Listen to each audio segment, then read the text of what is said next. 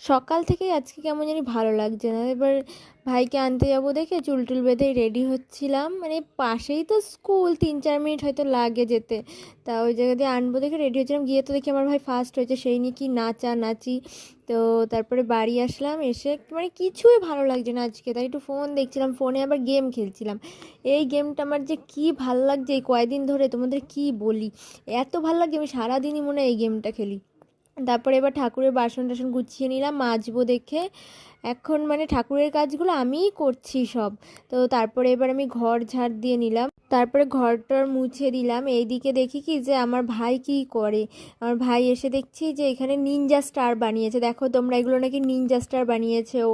তাই এই জায়গায় আবার নতুন কি বানাচ্ছে, ও নাকি বন্দুক বানাচ্ছে দেখো। ভালোই লাগছে দেখতে, বেশ সুন্দর। তারপরে আমি এখানে পুজো দিচ্ছিলাম, স্নান করে এসে পুজো দিচ্ছিলাম, আমি দেখে কেমন একটা লাগছে আমি জানি।